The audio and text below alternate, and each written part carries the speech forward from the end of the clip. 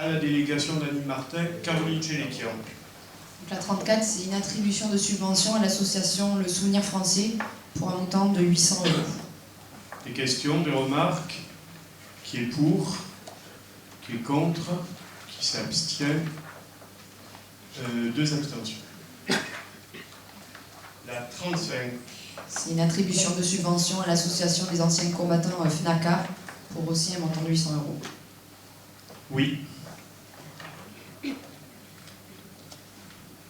Monsieur le maire, vous continuez à subventionner la FNACA, qui est Je comprends.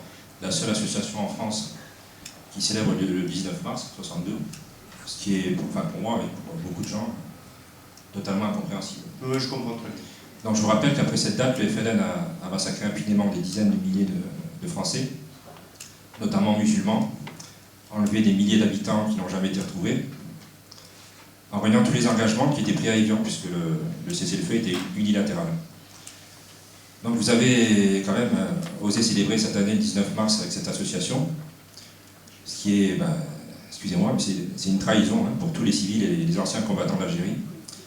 Donc nous voterons contre une subvention à une telle association et nous vous recommandons fortement de changer d'association pour l'image de notre commune et le respect des victimes. Et de retenir la date du 5 décembre pour rendre hommage aux victimes civiles et militaires, conformément au décret de Raffarin du 17 septembre 2003. Oui, il y a Mme Monton qui demande la parole, mais je suppose qu'elle va me devancer. Écoutez, je voudrais juste dire que mon père est membre de la FNACA, et donc pas ici, donc je ne me sens pas concernée par cette agression.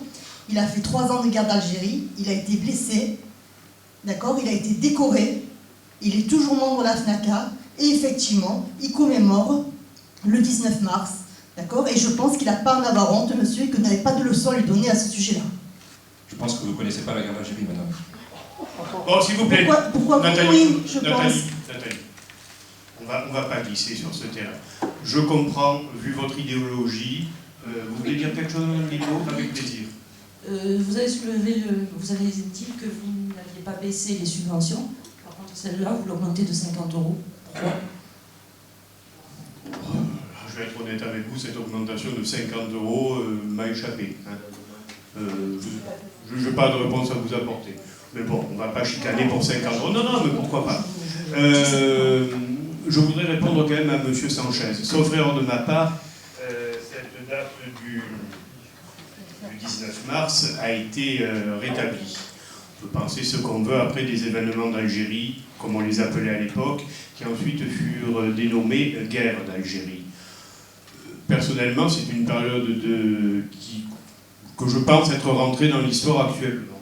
Concernant M. Fuzon et la comparaison qu'il m'a faite avec M. Le Pen, je vous rassure, je n'ai pas du tout l'intention d'arriver, mais même pas à la cheville, au petit orteil de M. Jean-Marie Le Pen, qui brille par son antisémitisme notoire et revendiqué. Alors, si vous pensez m'insulter en me disant que je n'arrive pas à la cheville de Jean-Marie Le Pen, franchement, vous me faites un compliment et je vous en remercie.